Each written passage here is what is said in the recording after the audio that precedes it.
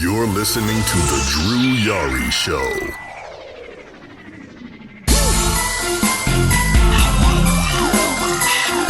That's the wine and diner with kings and queens. You're looking at the man. You're listening to The Drew Yari Show.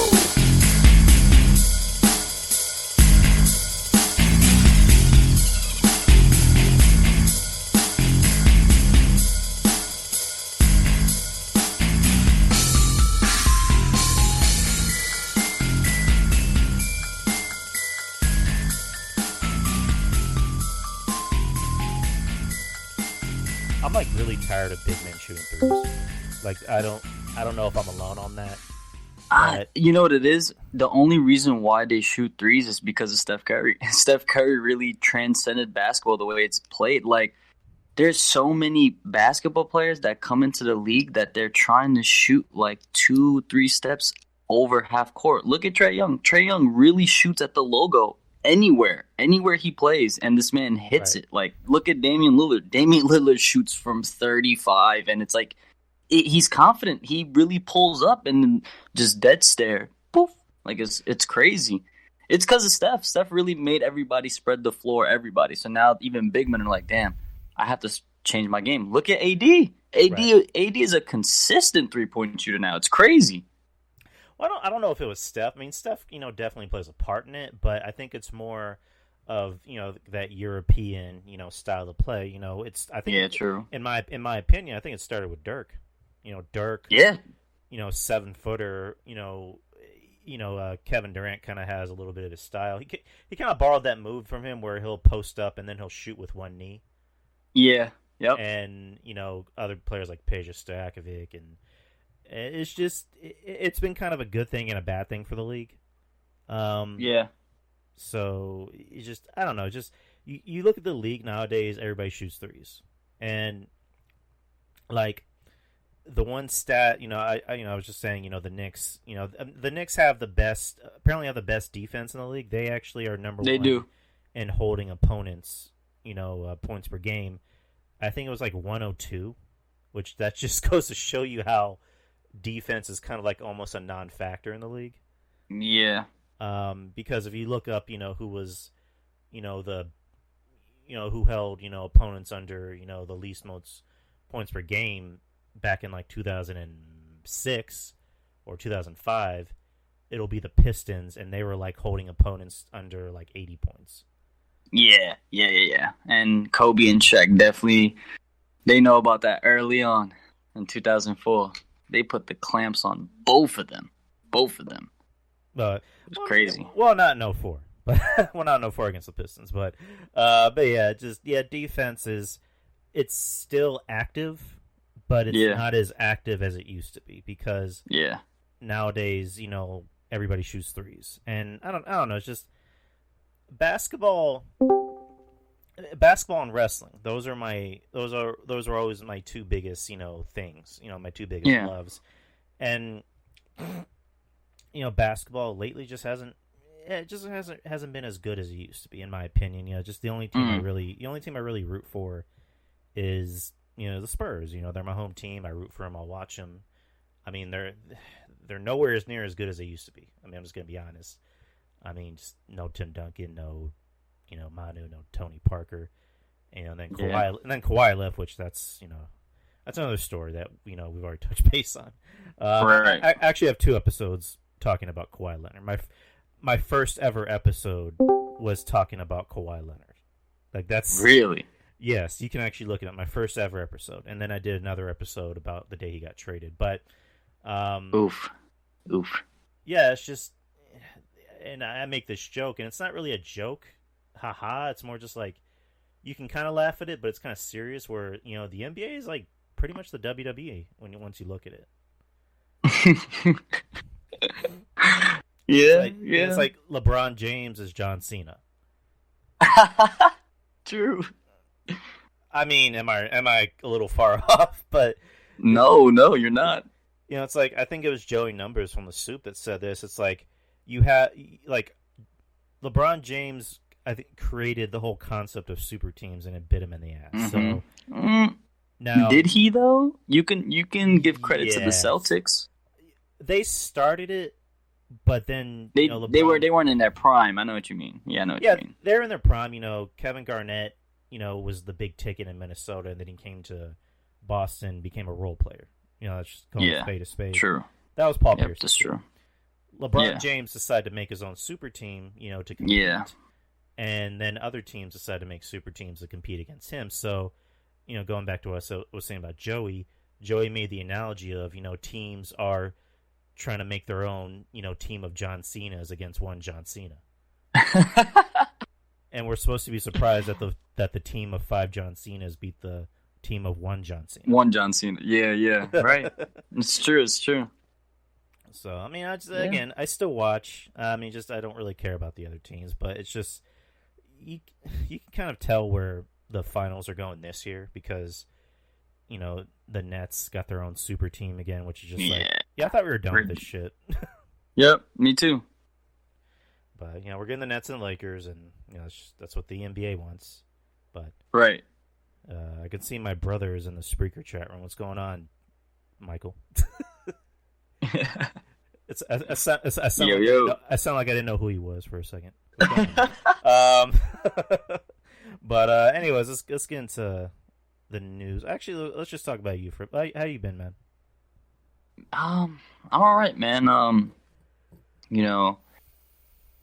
Things happen like tragically and so fast. Some things you just can't understand. But as you see family and you reflect on the memories and stuff, I think that's what you hold close to your heart is the memories, and you keep them close to you and know that you just have to make the best impression and mark, I guess, in life. So that way you make sure they're proud of you, Right. looking down on you. Right. But I had to, it was nice to basically, talk to people I haven't seen in years. Like, I haven't seen that family in years. So to be able to, reconnect, get everybody's phone number. My aunt was married. I didn't even know who he was. I'm just like, well, nice to meet you. I'm sorry this is how we're meeting, but it's a pleasure to meet you. So it was definitely eye-opening, and to always know that no matter what, at the end of the day, family is family, and they'll always be there for you, even if they're far apart from you or not. They're still gonna be a family, and it made me remember that. But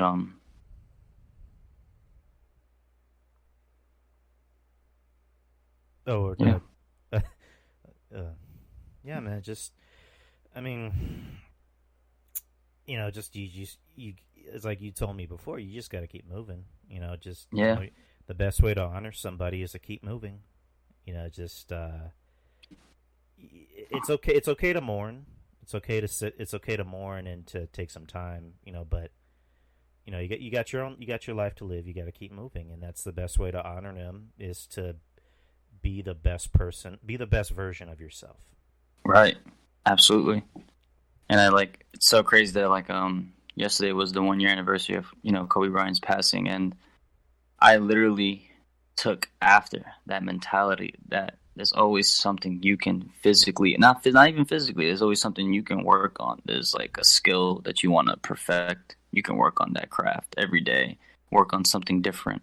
You don't have to stay complacent or stay, feel content in one spot.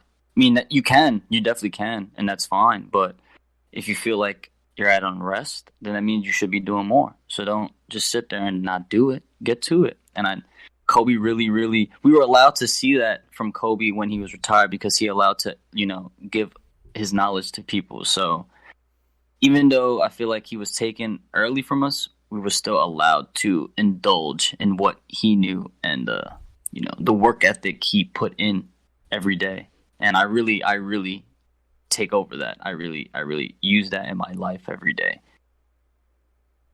Yeah, it's crazy. It's been a year, since what happened to Kobe. Just it literally happened last year, the day of the Rumble, which was last year, and just time passes by.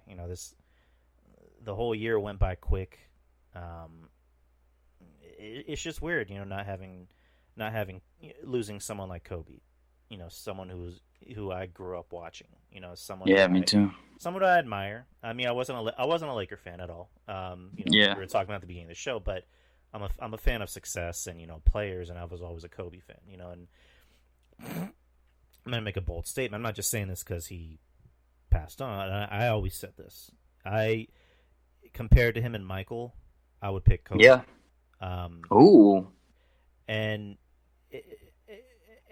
well, here's the thing: is because I always thought Kobe had a more killer instinct than Mike. Because when you look at Michael's greatest, shots, his greatest, game-winning shots, and you look at Kobe's, Kobe would have three guys on him, and he would be fading away going for a three. Yeah. I don't know. It's personal preference. I would pick Mike. I mean, not Mike. I'd pick Kobe. I'd pick Kobe over LeBron. Yeah. Oh, absolutely. I agree. You know what I always tell people when they give me that comparison? Right. Your coach is down. Your team's down 5-6 points, right? You need 7 or 8. You're in the fourth. It's about a minute and 30. Who are you gonna give the ball in the hands to deliver for you? LeBron or Kobe? I'm giving the ball to Kobe 10 times out of 10. That man, it's a fact. He has the most game winners in NBA history. Right. Just like how you said when it comes to killer instinct. And to even prove your point more, there is an interview. Go look it up on YouTube. Someone asked Michael Jordan, if there's anybody that can beat you in a one-on-one, who would that be? And Michael says, there's only one person, and that's Kobe. Probably because he stole all my damn moves, but it'll probably be Kobe. So there you go. The greatest of all time in the game is telling you that Kobe Bryant could possibly beat him, and that's the only person he mentioned. So, man, no, Drew, your take isn't that far fetched. Even Mike knew. But what's crazy though? He was the closest thing to Michael Jordan since Michael Jordan. It's a fact. It's a fact. The way they played, this is what I understand about people too. He's a shooting guard. You're not paying Kobe Bryant to pass the ball. You're paying Kobe Bryant to win you this game. It's there's a point guard for that. I understand you. He makes the right plays. I can pull up clips of him just passing the ball, but you don't pay Kobe to pass. You pay him to shoot, and he will deliver. So that notion of him being greedy with the ball, I never understood that. You don't pay Kobe to pass the ball. That's not what he does. Yeah, I never thought about it that way because. And it's weird that I'm thinking about it now because, he's a shooting guard. His job is to shoot. His job is to get there and score. The small forward. The small forward can go either way. He can be the point guard, or he can be the shooting guard. He can be the power forward. LeBron is a point forward. The best point forward, right? And here's another thing we can get into. And I'm surprised nobody else has said this but me. I'm getting tired of the whole Michael and LeBron comparison because when you look at both of those guys, the only thing they have in common is that they're number 23. Yeah. If any, you should be comparing LeBron to Magic Johnson because they're both 6'8". They both facilitate the ball, a lot better than most people. Yeah. Michael and LeBron play differently. Again, Michael is the shooting guard. Somewhat of a small forward because, a lot of people don't remember he won Defensive Player of the Year. And LeBron is the point forward. He's one of those guys that can play every position on the court. So, I don't know. I never got the whole comparison of Michael and LeBron. Maybe because, LeBron is the poster child for the league. He's the best. He's the best in this generation. That's why they always people like to compare the best of generations. This is how it is. I think Jordan's the best of the 80s, 90s. Kobe's the best of the 2000s, and once it hit 2011, it was LeBron, because right after 2011, that was the last year Kobe won. I think that was the year he beat the Celtics, and then right after that, They lost to who? The Mavs. They got swept by the Mavs in the first round. People were like shocked, like what happened to the Lakers? And look what happened. They smoked. They smoked the Heat.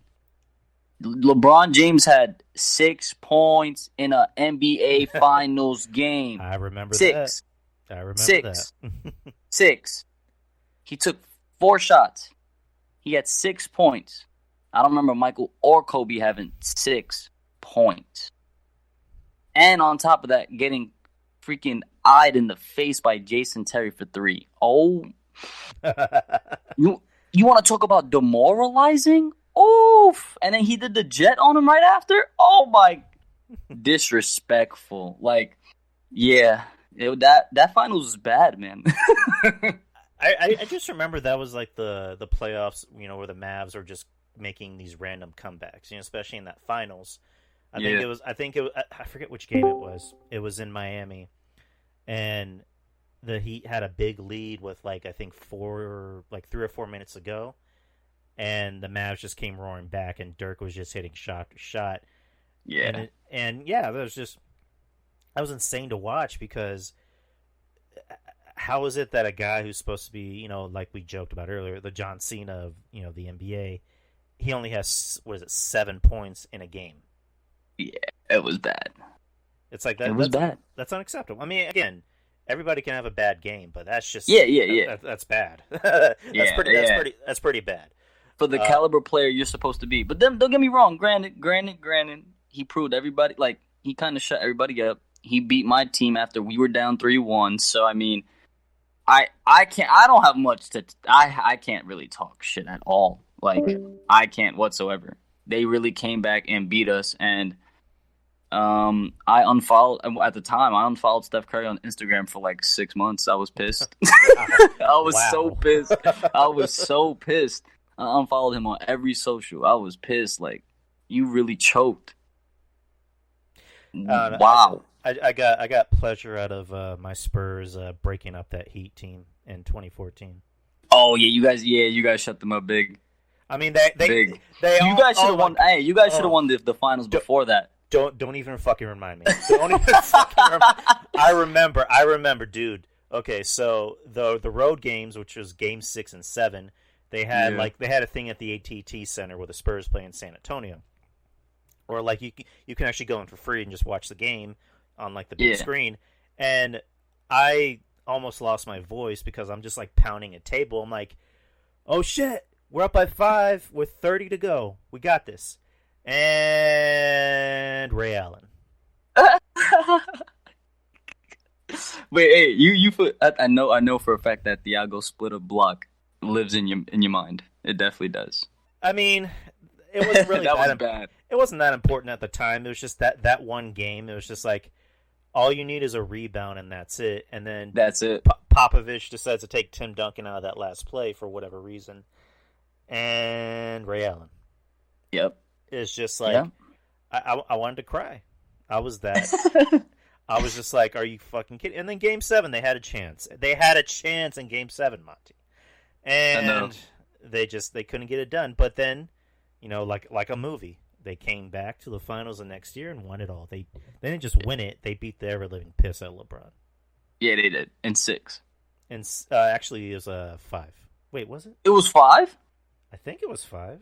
I thought it was 6. No, no. I'm very, very positive it was 5. Damn, if you guys beat them in 5, no wonder why they broke up after that. They didn't want no parts. Nope. Hold on, let me look this up real quick. I'm almost certain it's 5. Give me 1 second. Yeah, no. How many games did the Spurs beat the Heat in the 2014 NBA Finals? 5 games.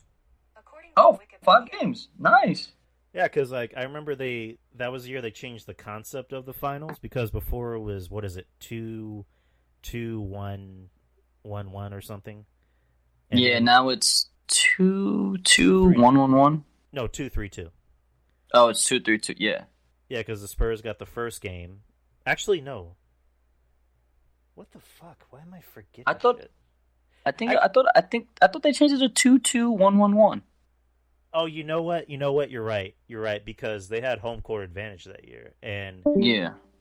that first game, with LeBron and his cramp, quote unquote. Um, It was too hot. God, was I never too heard hot. some shit like that before. You never played basketball in the freaking sun in the beach outside, like on the park? Shut up. Apparently not. And then the next 2 games in Miami, they just like ran right through them. And then Yeah. they came back home, and Patty Mills was just dropping threes like it was just going out of style. My man, Patty Mills is still in the league on your team. That's crazy. Yeah, and like he's actually having his best year this year. He's averaging 15 Yeah. points a game off the bench. I like DeJounte Murray though. That dude's Well, a killer. I've been high on him since they drafted him. Like Yeah, he's a killer, bro. when they drafted him, I looked at his highlights. I'm like, this is a guy that could be a Russell Westbrook-ish type of player. hmm And he's gotten better this year. He's averaging almost a triple-double. Really? What is it, like 15 points, 7 boards, 6 assists? That's good. That is good. He starts. He starts, yes. He's in the starting Okay. lineup with Lonnie Walker and Keldon Johnson. I like Lonnie. I like Lonnie Walker too. He was looking really good before he got hurt. Oh yeah, it's like no, like he's still back. Derek White has been the one that's been out for a bit. Right, and he's a shooter. Oh yes. So it'd be nice to have him back, but Yeah. I like how my team's looking. I mean, I like the young players. It's good to have Yeah, young yeah, players. Yeah, he just got to find a way to get rid of LMA and DeRozan. I mean, Y'all can start brand new. It's time for a rebuild. When was the last time the Spurs had a goddamn rebuild? well, I mean, this is kind of technically their rebuild. Partially. LaMarcus definitely. Yeah, he got to go. DeRozan, I'm kind of back and forth because he's actually having his best year this year, but Until he hits the playoffs. yeah, you're right. But anyways, let's get to some wrestling real quick. Let's get it. I'm excited, man. Let's talk about the big news of the week. Yeah. WWE sells the network rights to NBC's Peacock streaming service, Right. meaning that after March 18th, the WWE network will be no more, and you can only watch the WWE network, NXT, anything else that was on the network on their streaming service. And I believe they mentioned if you're already a subscriber to the network, to the WWE network, you'll just be integrated into the Peacock streaming service. Bet. Thank God. That was going to be my first question. Because if they were going to make me pay another $10, nope, you lost a customer. I don't give a shit. Well, no, it would literally be the same price. Like you can pay like the cheap one, which is like $5.99 or $4.99 with ads. But if you want to do it without ads, it'd be $9.99. Which I'm gonna pay that. So I'm basically paying the same thing. But yeah, I'm gonna pay that, and you get more services, right? I heard The Office is on Peacock now. Oh yes, Office. I think the Universal movie library is on Peacock. If I'm not mistaken. Ooh, that's a lot of movies. So the first pay-per-view event to stream on the Peacock will be WWE Fastlane, including WrestleMania, of course, and everything else. It was sold for a whopping $1 billion. Wow. $1 billion. 1 billion gajillion billion yen.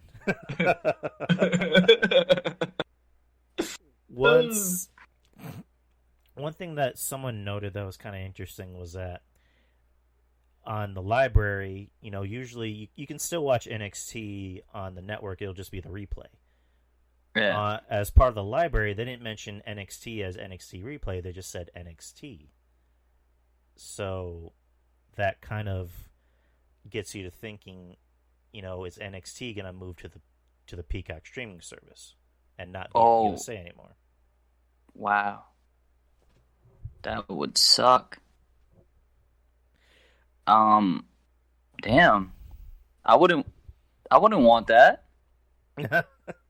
I personally wouldn't want that. I like it on TV. If anything, just move it to Thursday. Stop competing with AEW. You don't need to. You don't need to do that. You don't need to. You have.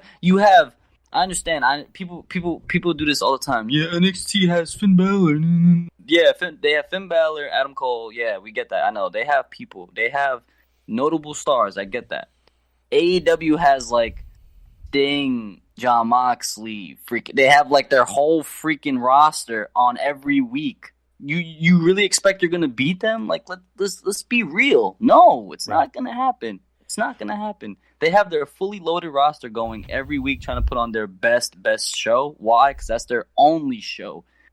You think NXT's gonna beat them? Like, I love NXT, but no, it's not. Well, I mean, if any, I made the case of putting on Tuesdays. One because or that.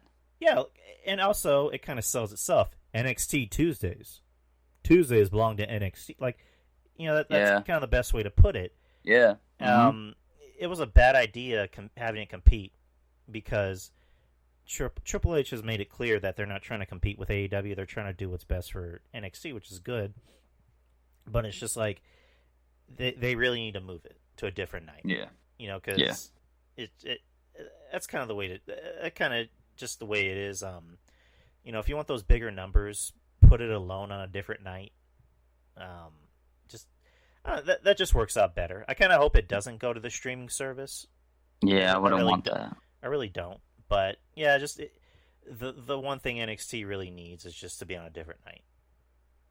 Yeah, I definitely agree. Just for the simple fact it's like you're both. I mean, I wouldn't even say both companies because AEW had Wednesday. Like WWE's kind of making viewers, audiences pick and choose what you want to watch on a given weekly basis. That's annoying. Why can't I just watch wrestling on every night of the week? You already give us NXT UK on Thursdays. I don't watch Impact, so don't ask me to watch Impact. If you be like, your Brotha Monty, check out, no. Hell no. Hell no. I just like your reaction. No. Drew, hell no. I'm not watching that shit. RJ the other day, RJ sent me a video. Matt Cardona made his debut, and all he did was get in the ring and stomp. He stomped the match. No, I'm not. No, what the fuck is that? What is that? What is that noise? I can't watch it. But if you move regular NXT to Tuesday, then Raw. I can't even believe I'm saying that. There's Raw Monday, then there's NXT Tuesday, AEW Wednesday, NXT UK Thursday, Friday Night SmackDown. Give us wrestling each week. Stop being selfish. Yeah, you're right? I mean, that's basically what they're doing. I mean, it sells itself. Monday, Yeah, Tuesday, you're right. Wednesday, Thursday, Friday belongs to the WWE. Yeah. So, or Wednesday belongs to AEW. I'm sorry, but it's just that's kind of one of the ways you can fix NXT. One of the many things you can do to fix NXT. And we talked about this. I'm not feeling the whole Dusty Rhodes tag team tournament, and the reason why is just like, to call it a classic almost kind of seems like an insult, because what teams that are in this tournament make it a classic? And also, if you want to do a Dusty Rhodes thing, cool, because Dusty Rhodes was he was one of the main guys in NXT, getting off the ground, a lot of the everyone that you see on TV now, like Kevin Owens or Bayley, they were with Dusty. They all knew Dusty. Dusty always said the wrestlers on NXT were his kids. Those were all his kids. So if you want to do something to honor Dusty, I'm all for it, but why a tag team tournament? Like, if any, they should do like their own King of the Ring tournament. Yeah, right. Dusty Rhodes Classic, to determine who's going to win Dusty's boots. Who's going to be the American Dream. Like, not literally called the American Dream, but like who's going to be, who's going to attain the American Dream. And when you win the those singles classic, you get an opportunity at NXT title instead of the NXT tag team titles. That's a perfect way to do it. I agree. And I just thought of this right now. That can be like their own kind of Royal Rumble type of thing, where the winner gets a title shot at the takeover before Mania. And you know what? And the way to have a lot of people in that, you do the bracket like an NCAA bracket. You have a lot of people in it, so that way you can give a bunch of people in it, and you have a bunch of different matchups. It's basically like the Cruiserweight Classic, except it's not. Right. Yeah, you're absolutely right. Drew, I like that. I actually really, really like that idea. That's cool. Yeah, it's just like, and I said earlier, the first half wasn't that good. I mean, it's not that the matches were terrible. It's just again You're not interested. You're not interested. Like I like MSK. The Grizzly Young veterans are they're okay. And next week, you got Undisputed Era versus Ciampa and Thatcher. That should be good. But that's gonna be really good. Other than that, it's just like, yeah, I don't know. Just you should same thing with the women. Like if you want to do a women, like do like your own Queen of the Ring tournament, and the winner the winner of that faces the women's champion. That's simple, simple formula. What's funny that you brought that up because your feeling towards the men's Dusty is how I feel towards the women's Dusty. I just don't think there's enough women's tag teams to even have a women's Dusty. You know what I'm saying? Look at next week. Thatcher and Ciampa. Yeah, that's a cool, unique tag team, but they just made that shit up on the fly. But for the women's, the only legit women's tag team is Casey and Kaden. I believe they should be tag team champions. I don't care what people say, bro. I really don't care what people say. They're the only women's tag team that acts like a tag team, has a tag team move. Other than the Riot Squad, what other legit tag team does WWE have in entirety? Not much. Well, I mean, I'll give you credit on that one because they're the only probably real tag team because they've been a tag team. Other than that, maybe Raquel and Dakota because they've been together. But everybody else, they just kind of slap together. It's like the call-ups. What is it? Priscilla Kelly and whomever. Yeah, I have a hot take for what you just said though. All right, go ahead. I don't want to see that. I don't want to see the Raquel and Dakota Kai tag team champs. I don't want that. Raquel's bigger than Dakota Kai. She's been impressing me a lot lately. A lot. And it's to the point where I don't even want to see her with Dakota Kai. Even today it showed Dakota Kai was getting her ass beat. What'd she do? She tagging Raquel. Raquel cleaned house. 1, 2, 3. Raquel gets the victory. I think they're really planting the seeds to show, like, Dakota, I really don't need you no more. You're actually making things harder for me.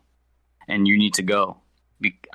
She's literally I say this all the time, she's literally the superstar that they wanted Nia Jax to be, but they rushed Nia Jax. And Raquel is literally flourishing. Like, I don't know. I feel like I have this feeling about her. Like, she can be big if they just take their time with her. And that's what they're doing, especially now that you got Rhea, going to the main roster. Yeah. They've been taking their time with her. I forgot who pointed this out, when she made her debut on, an NXT TakeOver, coming out for Dakota, she's been in NXT for 5 years up until that point when she debuted. Wow. And it's weird because I never even heard of her. And usually you'd be able to hear names of people, you would see on social media of hey, I'm Dio Madden. I've been in NXT for blah, blah, blah. And it's oh, okay, yeah. I at least know who he is. I didn't know who Raquel Gonzalez was, personally. And, when she got brought up, I'm like, who's this big girl? And then, she was in NXT apparently for 5 years. I'm like, Jesus Christ, like she's just now debuting? And right. And that whole year, every match she showed up in, she progressively got better. Mm-hmm. She got a lot better, and she, working with Rhea, granted they're best friends, and RJ touched base on this that they decided to finally show in their storyline that they were best friends, and and there's nothing wrong with having good chemistry with a friend, and hopefully we can see more out of her. Yeah, the whole thing with her and Dakota, I don't know if they're gonna make Dakota the face or make Raquel the face. Personally, I would keep Raquel the heel. Yeah. And maybe keep Dakota the face, because Raquel is better as a heel. She's the money in her being a heel is a lot better than her being a face. But then again, what do I know? For all we know, they'll make her a face, and she'll be like the top baby face of the women's division. So I don't know. Hindsight is 20/20. We never know until it actually happens. Yeah. I don't know. I don't really like Dakota Kai as a face. She gives me like Bailey vibes, and I don't like Bailey as face. I actually don't even like Bailey at all, but I only give her the benefit of the doubt because she's Hispanic like myself, so you know. But I'm being so honest with you. That's the only rub she gets from me. I really could care less. Really could care less about Bailey. She's probably out of the 4 horsewomen, she's 4 for me, like automatically. Ooh. Yeah, automatically. It's like I don't even have to think about it. It's that bad. Honestly, I'll take Paige over Bailey. It's that bad. Yeah, bro. I'm sorry, Drew. It's that bad though for me. But Bailey actually wrestles, but Bailey's actually really good as a wrestler. But the ding dong, I mean that grew on me. The ding dong hello definitely grew on me. But the you're a role model. Stop it. You are not The Rock. It doesn't even work. Not even close. It just no. I don't know. And you know what was crazy? She annoyed me, Drew. She annoyed me so much that she was making me hate Sasha when they were together. She was doing her job so well. I really couldn't stand Sasha for a good minute. Well, I mean, Sasha has improved. I mean, I don't know how she still is outside of the ring, but she's improved her personality, being able to cut promos. I mean, she said, the pandemic was kind of like a good thing for her because it was giving her the ability to really exude her character. But I forgot what I was going to say. But yeah, going back to Dakota Kai. I mean, maybe thinking about it, they'll probably make Raquel the face since they're really high on her. Like, they might even do like a Triple H and Batista thing. When they're in Evolution, they'll have Dakota kind of, talk smack about Raquel behind her back, and then Raquel confront her. She'll be like, "No, I'm your friend, Raquel." Right. These people, and then it'll end with Raquel powerbombing her through a table or something. I don't know. But yeah, maybe that's the way it'll go. So, I guess we can kind of delve in. Let me get your thought on this before we get into NXT real quick. I know this is kind of like old news, even though it just happened last week. But what's your whole like view on the Undertaker? Was on Joe Rogan, and let me pull up the quote right here. He was on Joe Rogan's podcast. Yeah, last week, and it's a pretty good listen. People should go out of the way to listen to it. So Joe Rogan asked him, do you still watch wrestling? What do you feel about the product? And I just have the quote right here. I'll probably piss a lot of people off, but they need to hear it. It is what it is. To the young guys, oh, he's a bitter old guy. I'm not bitter. I did my time. I'm good. I walked away. When I learned to walk away. I just think the product is a little soft. There's guys here and there that have an edge to them, but there's too much pretty and not enough substance right now. They're trying to put something out there for everybody. Some guys are into the comedy shit. There's other guys that want to see the more hardcore type fighting. I think one of the biggest things that happened, we all got old at the same time, so there weren't enough guys to work with the young guys. And then Undertaker also spoke on wrestlers more focused on listening to the fans than tenured performers like themselves. You also have too many people that are, these guys on the internet say I'm pretty fucking good. Okay, well, you can listen to them, or you can listen to somebody that's been there and done it. You can't help it, but there was just not enough merging of the young and the new talent. And yeah, that he just kind of leaves it there. And then he had I don't have the exact quote right here, but he mentioned, that, nowadays when I walk into a locker room, guys are just playing video games. I liked when men actually act like men, A, B, C, and D. So yeah, and he talked about the guns and stuff. Yeah, he went a little he went a little crazy after a while. So my thoughts? Yeah, go. Yeah, what are your thoughts?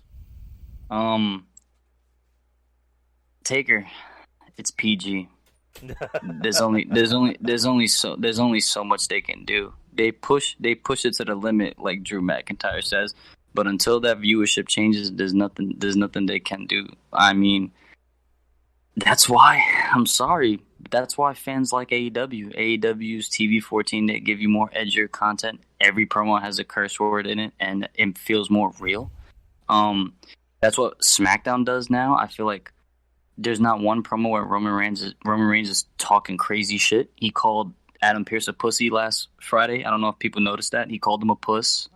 He called him pussy, and then he said, "If you're Kevin Owens' bitch, you're my bitch." I mean, it's not a lot, but they try to do as much as they can. So for him to say it's soft, I mean, it's kind of like you got to work. You have to how do I say it? You have to like work with what you got, because at the end of the day, it's not. How do I say it? How do I say this? The times is changing. He can't. I don't know what he expects. I mean, I'm kind of 50-50 on it, because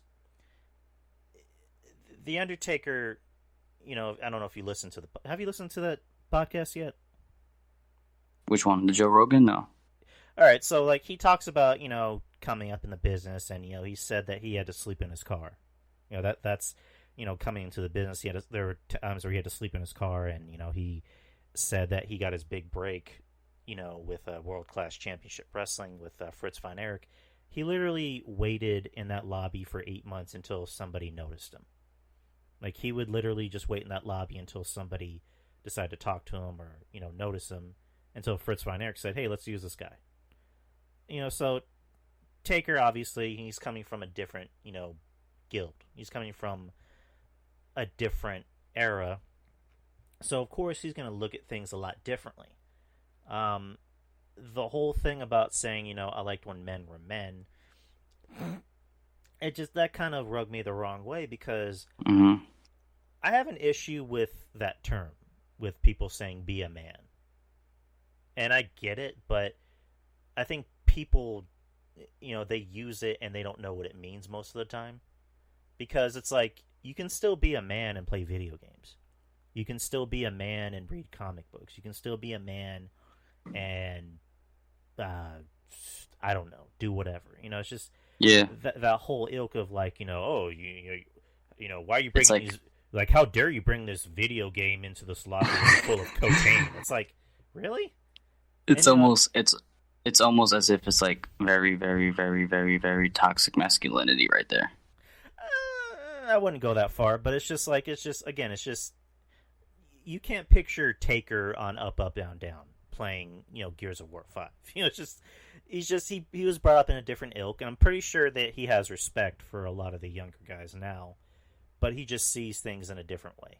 He's brought up differently, and you can't really blame him. You really can't. It's just, I don't know, the whole thing, I miss when men were men. It's like, just people change. But Xavier Woods, touched base on it, where he said, I don't have the tweet in front of me, where he said, he was a little bit more respectful. He said, I'm glad I had, the respect and the advice of, the older guys in the league, or not in the league, but in the business, where they taught me how to save my money on more healthier things like video games, and not. He put redacted on his tweet, but you knew what he meant. So yeah, the whole Taker thing, I get where he's coming from, and I agree with him to an extent, but I don't really agree with him fully. So right, and the WWE product, lately it's been a little bit more edgier. It's just attention to detail. I kind of wish they would maybe add a little bit more blood in certain matches. Like, for example, Bayley and Sasha had their Hell in a Cell match. Why were there no bruises? Why were there no scrapes? Yeah. I mean, I'm pretty sure they're not going to let women bleed. I know that. But it's just like, at least let them have like bruises, cuts, scrapes, or something. Yeah. But, Taker is what it is. At this point, it kind of is what it is. You can't really blame him. You can't really fault him. It's just, it's coming from someone like him, who's almost who's kind of seemed as like the godfather of the WWE. Because, him and Vince are like this, And I can guarantee you, when Vince calls Taker and says, "Hey, we need you for Mania. We need you to make an appearance at Mania," he'll be there like that. That's how close they are. I'm pretty sure Vince heard that, and he was either hurt by it or he took his criticisms to heart. Yeah. Because you'll hear other guys like Steve Austin has said before about how the product is, but I think Taker is held in much higher regard than Steve Austin. Yeah. So just because of how long he stuck with him, and literally. Yeah, because again, Taker was there for 30 years. He was there for 30 years. Yep. Austin has been gone for a while. And Austin walked out in the company. Rock is held in high regard, but Rock, I think, kind of chooses his words a little bit more differently. Mm-hmm. I think Rock is a little bit more PC, a little bit more politically correct at sometimes, if you ask me. He definitely is. Oh yeah, he definitely is. But for sure. Yeah, overall, that's just how I think of Taker. Of how his comments are. It's a good listen, by the way. Just if you ever have time, just if you have like 2.5 hours to kill, just listen to the show. It's pretty. Just throw that on. But we talk about NXT for a bit before we talk about the Rumble. What were your overall thoughts about tonight's show? Well, like you said, I think the first half of the the show it kind of dragged a little bit, and there was some dry spots, but I think once we saw, I was excited, to see Raquel get that win. It was pretty cool. But I guess there was not really, too spectacular in a sense. I mean, I'm not really into this Dusty Women's Cup, and I don't know what they're doing with Io Shirai. I don't know if they're trying to do a triple threat with Mercedes and Tony. I don't know if she's going to go after one and then after the other. It's kind of confusing. Finn Balor joining Undisputed Era does seem pretty interesting, though. You saw him back up and join a line with them, and all four, they were all standing. Mm-hmm. So that was definitely cool. I would definitely be interested in that. Because if and when that time comes and time's up and Finn Balor has to face Karrion Kross, he's going to need a backup plan. That would be nice for him to fall back on, would be with UE. I don't know if that would, tag team goal would be in the cards. I don't know what would it be. Honestly, I don't even know what Finn's future holds. I don't know if he goes back to the main roster. I personally would just like to see him leave and go to New Japan Pro Wrestling and win the IWGP Heavyweight title. That's one title he didn't win over there. So I would definitely like to see that, but I don't know. It's hard to see. It's hard to tell where Finn goes after this. Yeah. I mean, I wouldn't mind if he stuck around in NXT. I mean, it wouldn't surprise me if maybe his goal is, I'll just stick around NXT, for the rest of my life, or maybe the rest of his contract or whatever. But I can't really see him going to the main roster and doing anything, because that's why. Yeah. I mean, wasn't the story was that he volunteered to go to NXT? I think he requested to go to NXT. Yeah, and Vince granted it to him.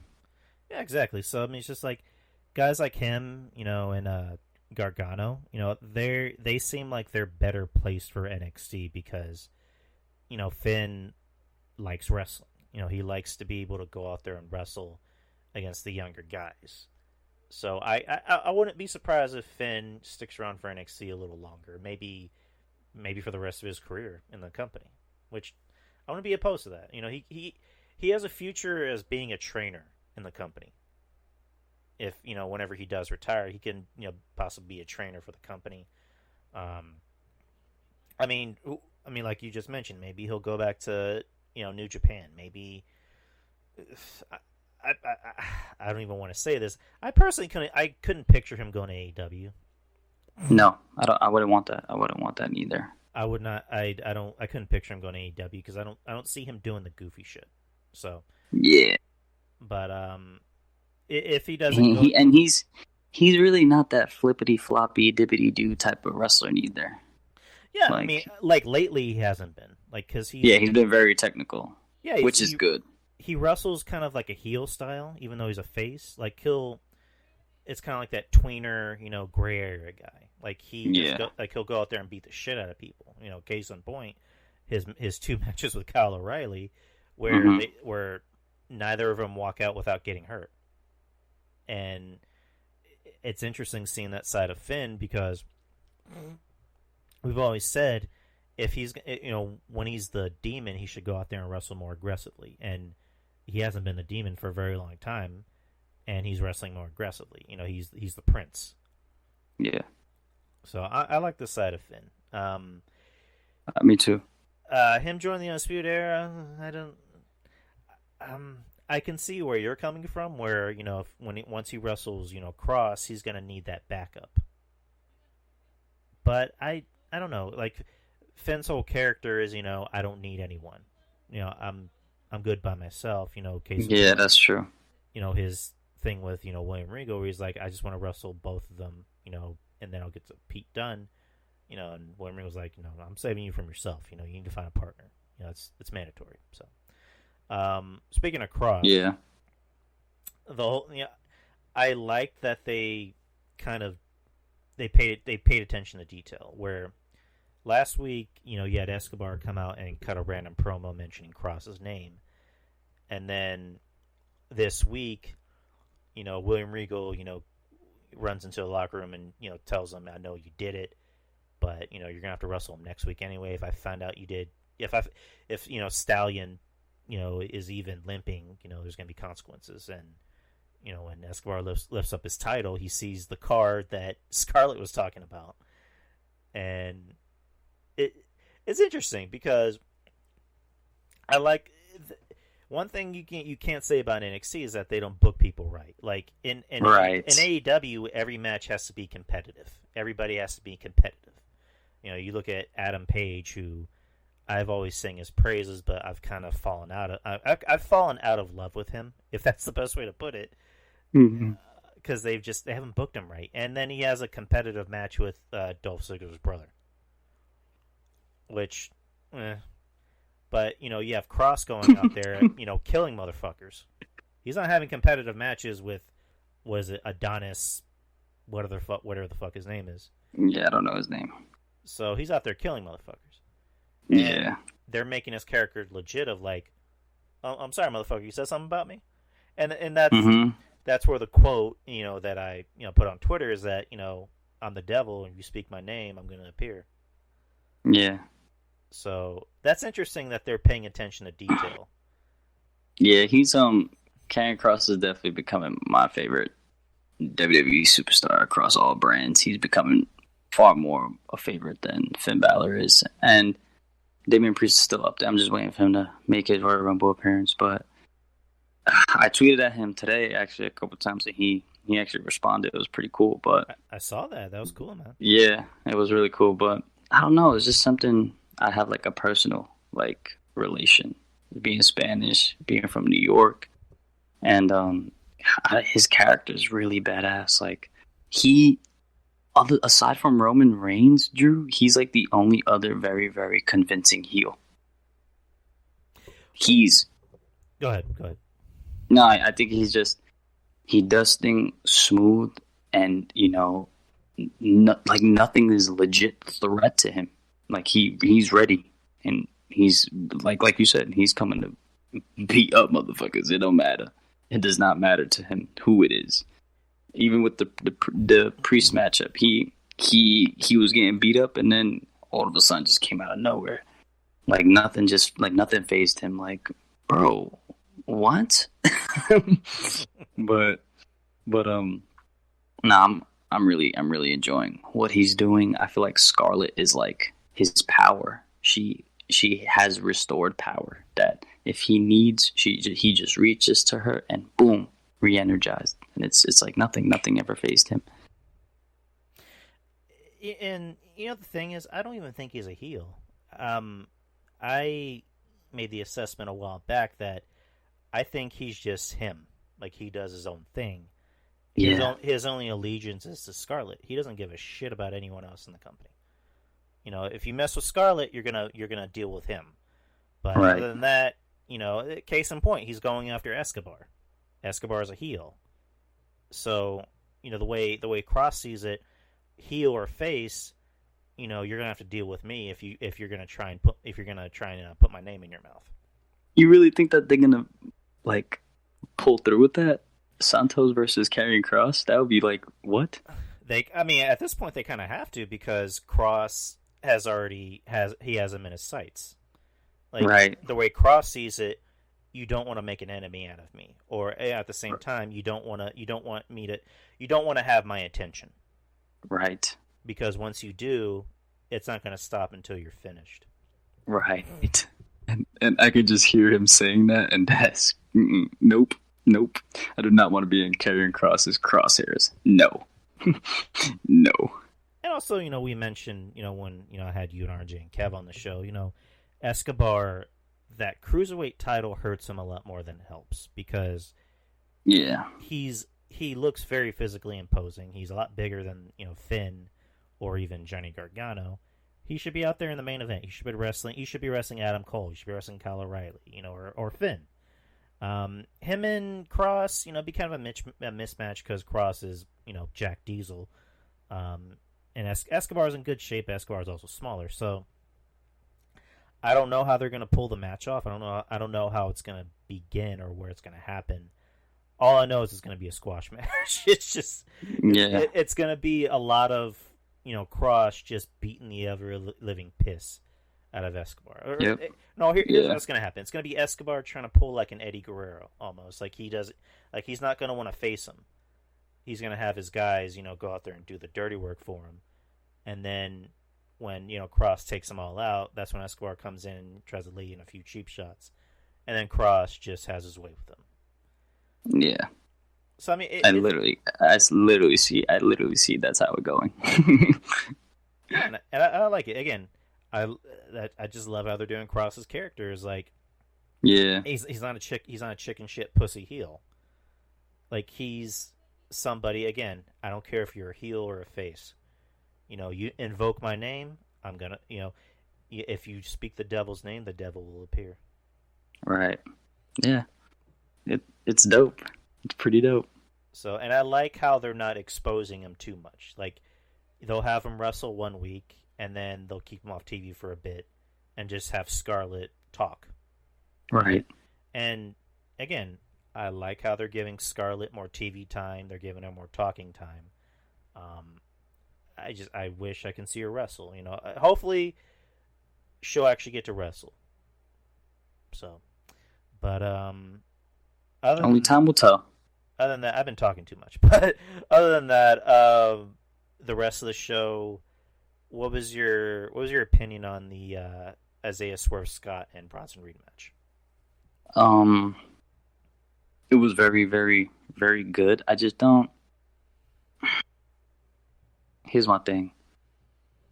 What's the point of turning Isaiah Swerve Scott heel if he's just gonna keep taking L after L after L? I thought his promo work was good before the match. It felt real.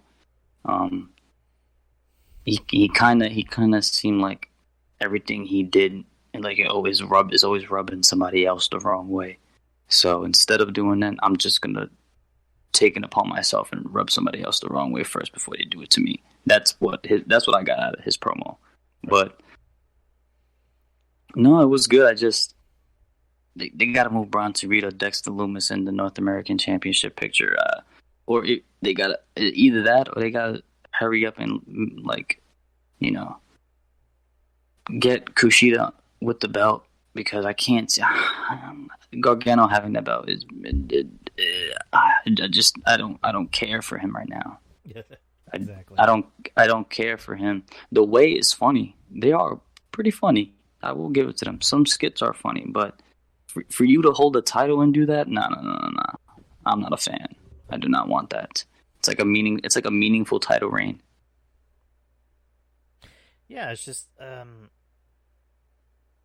with Scott, it's just I kind of fear that they're gonna do with him like they did with Austin Aries. Not Austin Aries. Why did I say Austin Aries?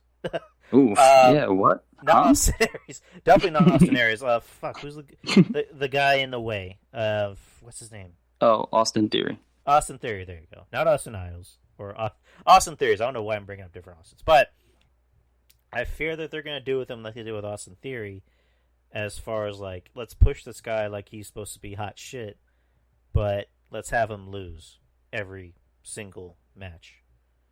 It's just it doesn't make any sense because like it doesn't validate him. It doesn't help him in any way. Like, so when you do make that move to actually push him, we don't believe it. Right. They shoot themselves in the foot a lot. A lot. Yeah, it's just like I said about Scott. I like that they made him a heel. I like that they made him this kind of like douchebag, kind of like this heel. You know, because it works. Because when they were making him a face and having him go after Escobar, I was just like, this guy's good, but it's just like he needs something. He lacks substance. Like he needs a character change, and when they made him a heel, it worked. And you have him lose against Bronson, which again I like Bronson, but it's just like, what does that do for his character? Like all this payoff, you could have had him win by being a heel. Like why didn't he try to win in a heel way? Like, you know what I mean? It's just some of the booking. It's questionable. Yeah, it doesn't make sense. And it wasn't going to hurt Bronson to lose this match, especially if he was going to lose in a heel way. Like if the ref's back is turned and Swerve low blows him and goes for the pin, or Swerve has brass knucks and he punches him in the face while the ref isn't looking. Like it's not going to hurt him if he loses in a dirty way. Right. So I get you want to protect Bronson, but it's just like he could have lost that match. Like I agree. He could have lost that match, but yeah, I mean, again, I enjoyed the match. It was the best match of the night in my opinion. That was when the show started to pick up a little bit. But yeah, just overall, just they probably gonna do a lot more with Scott. And going back to the whole thing with Tony Storm and Mercedes and EO, I don't know where they're going with that. I don't know if they're gonna make that a triple threat, which I wouldn't mind. No, I don't. A triple threat with Tony, just Tony and Mercedes and EO. I mean, that can bring in the people. I think you have Tony win the triple threat by not pinning Io Shirai. Then you have Io face Tony for the belt, and it's like a Mae Young Classic rematch. Isn't it? Wouldn't that be a Mae Young Classic rematch? Am I wrong? I'm not sure. I'm not sure. I'm pretty sure they faced each other before. I think it was in the Mae Young Classic. I'm not too sure. But you can revisit. They have history. So any feud with history is interesting. Hence the Mustafa Ali, Kofi Kingston rivalry right now. Which I don't like that Xavier Wood is taking L after L after L after L. He freaking lost to Cum Smack yesterday. I mean, no, he beat Cum Smack. My bad. He beat him. Oh, my bad. That's not even his name. It's Slapjack. My fault. Cum Smack. What are these names? T-Bar said something yesterday on Twitter, or today on Twitter. He was like, we will choke slam your mom. I commented like, yo, bro, watch your mouth. I don't know who you think you're talking to. Watch your mouth. Like, you think you're tough? Get out of here. T-Bar. Get out of here. I don't care how big you are. I am not scared of you. I'll kick you right in your nuts and then knee you right in your face. Get the fuck out of here. T-Bar. It's so, Drew, it's so funny how he really like talks so much shit on Twitter, but it's like, I would not be talking shit with a name like that. No. I also wouldn't be. I mean, that's all he really can do at this moment because he's not really getting a lot of TV time. Yeah, no. The whole thing with Sammy Guevara. It's like at least Sammy Guevara's on television. At least he. I like Sammy Guevara. I like Sammy Guevara. Yeah, I like Sammy Guevara, but it's just like, dude, that's really all you can do is just talk shit. I mean, some of it may be funny, but what exactly are you doing that's so special? Right. It's like a year ago, this guy was having, barn burners with Keith Lee, and then, Karrion Kross kind of basically killed him on live television. And now he's T-Bar. I don't know. I'm not a fan. I'm only a fan of Mustafa Ali. That's the only reason why I give the group the time of day. Because I think he's impressive. His promo work is great. It's so like it's real shit all the time. He's talking about real fucking shit.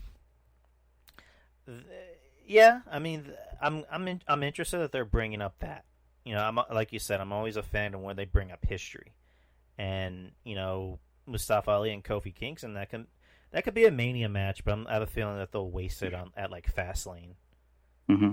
But yeah, I don't watch Raw for obvious reasons. I'll just watch like clips. But Me too.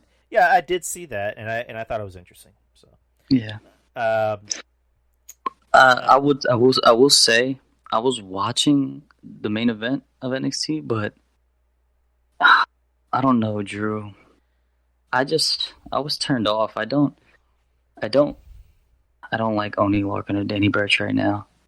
I don't. Yeah. Without Pat McAfee, they're just two generic sample creative player superstars.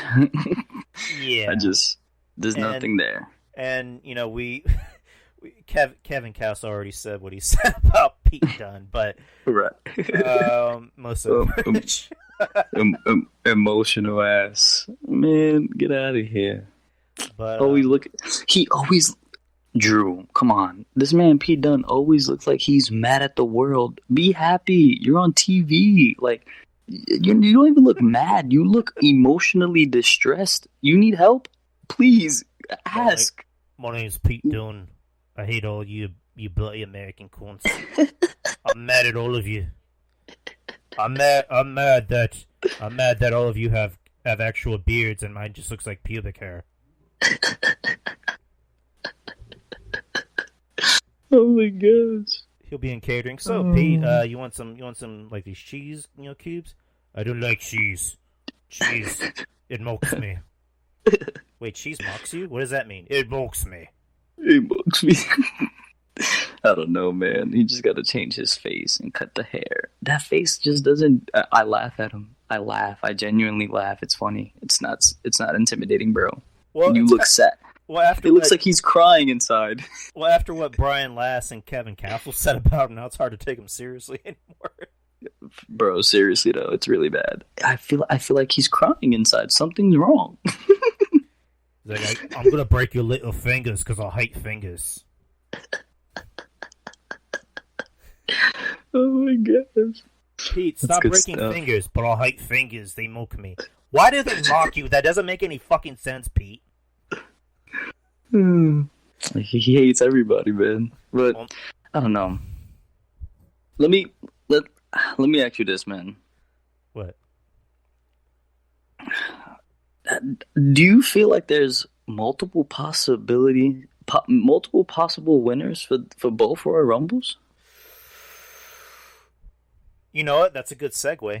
We can talk about the Royal Rumble event. That's a nice segue. So yeah, the Royal Rumble is this Sunday, where it always is, St. Petersburg, Florida, Tropicana Field. So yeah, the matches. Cards subject to change. Quoting Adam Pierce, but let's just go in order. The first match, or the first match that's on the card on Wikipedia, Asuka and Charlotte Flair versus Nia Jax and Shayna Baszler for the WWE Tag Team Championships, or Women's Tag Team Championships. I'm not watching that. No, I'm lying. And I'm lying. I'm gonna watch it, but why is that a match? Do we have to talk about that? We really have to talk about that? If you wanna skip.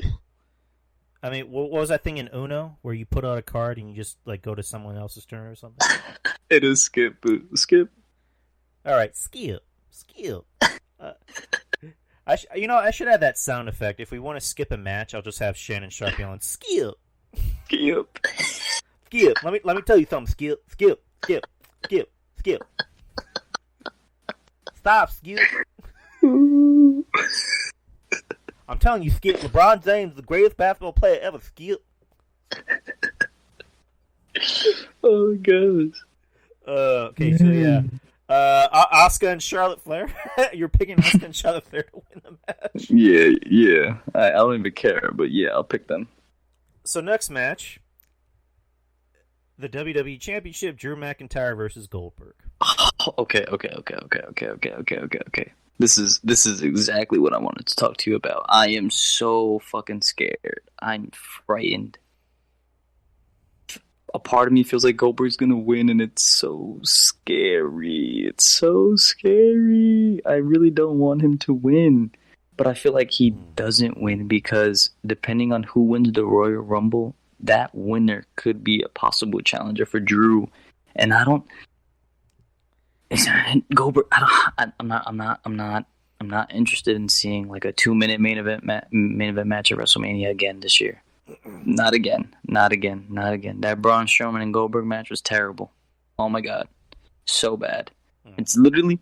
Every time Goldberg wrestles Drew, it's like you're playing SmackDown versus Raw and you have all the freaking finishers to the max. That's literally how Goldberg wrestles. It's so bad. I can't. It's just... yeah. Okay. Goldberg should be used as an attraction. Goldberg should not he should not be in the main event of anything. If you're going to use Goldberg, have him come back against like a mid-card heel and just, destroy him and walk out. Goldberg should not be in the main event of anything at age 50 whatever. Right. It's just no. I'm tired of Goldberg. I don't want to see Goldberg in the main event of anything. If you want to bring him back to have him spear somebody, fine.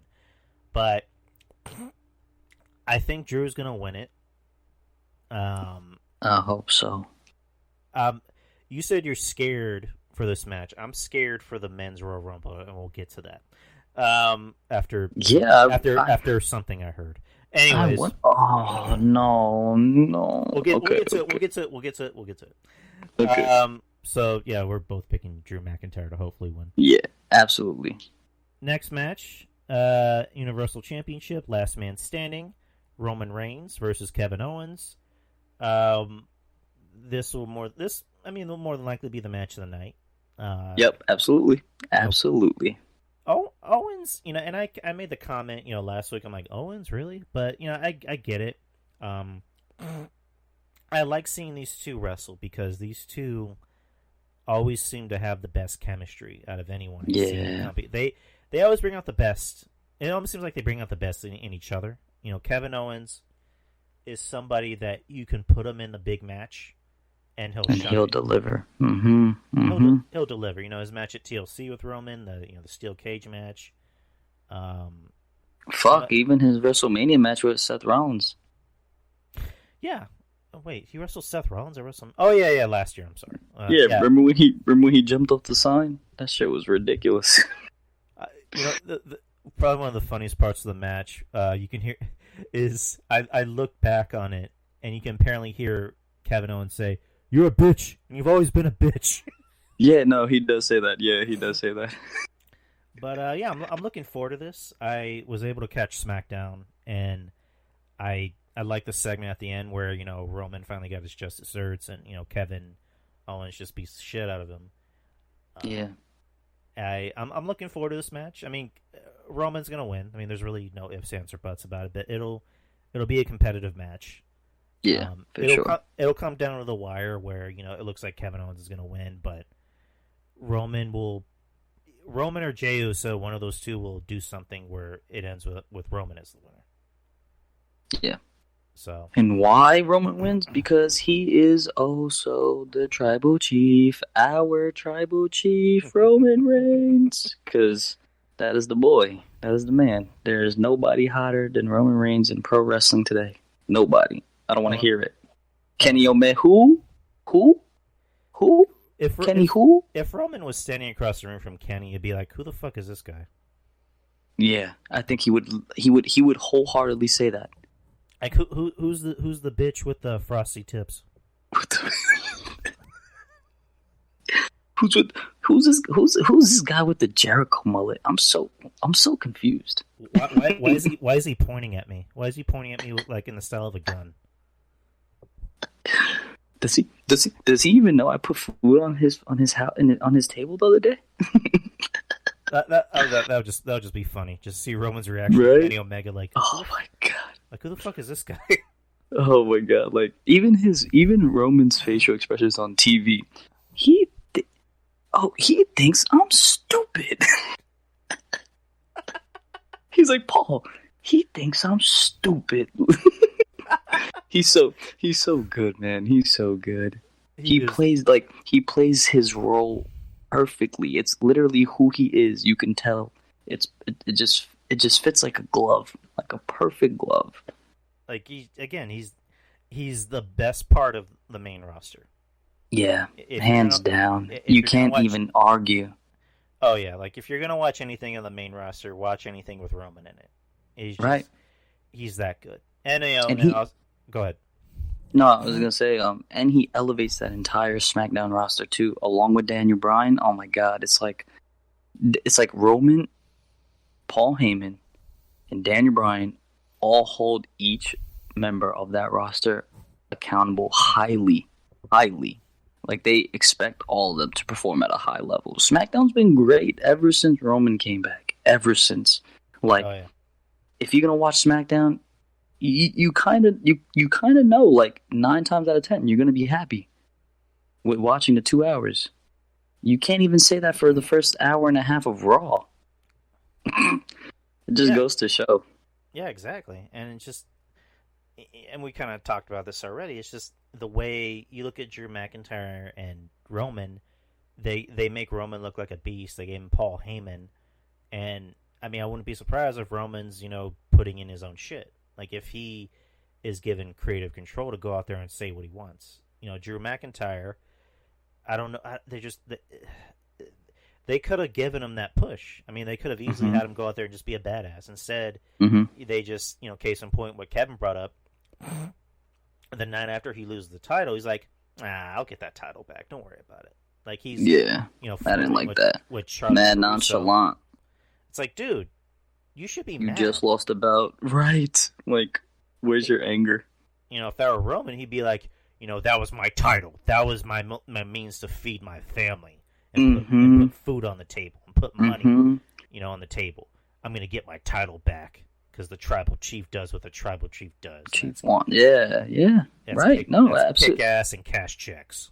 Yeah, I go in there and win. Right. So, and that's a spoiler. I love when he said that. When he said that the first day, he was like, I forgot what he said. He was like, and that's a spoiler. Like, ooh! You tell him, bro. And then Paul Heyman, it's just right there. It's just like, perfect teaming. Just perfect teaming. Perfect. Them. Yeah. And on a side note, Roman said that they're currently working on new music. Yeah. Yes. Fucking finally, bro. I'm so happy. This is like once he turned heel, this was like the first thing I asked for, and he's finally doing it. Now, Roman, listen, Joe. Yep, I did it. Listen, Joe. You're going to have to get rid of them security pants. Please. You have to. Yeah, because it has to go. It has to go. I mean, I don't know if he's going to go to tights or wrestling tights. I mean, it wouldn't be a bad look for him because he did it in NXT. As far as I think he was on Ryan Satin's podcast where he said, they're working on it. We're trying to get something perfect. We're not just trying to get like a run-of-the-mill theme. Right. Nothing that's like generic rap or generic rock. We want something that's perfect that matches my personality. As far as the look goes, I'm still kind of baffled when he comes out with that one, Michael Jackson glove. The gold glove? Yeah, I'm just like why? Like, are you gonna moonwalk after you're done Superman punching someone? It's like,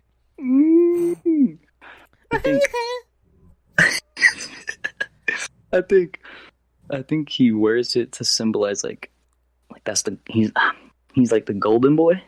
Like I'm the chosen one. Like this is the golden hand. I don't know. I don't know. I don't know. I'm thinking like James Bond, Golden Gun. I don't know. That just kind of throws me off a little bit. But I don't know. I mean, yeah, it's good that he's coming with new entrance music because he's been too much Shield for the longest time when Shield was Thank you. finished.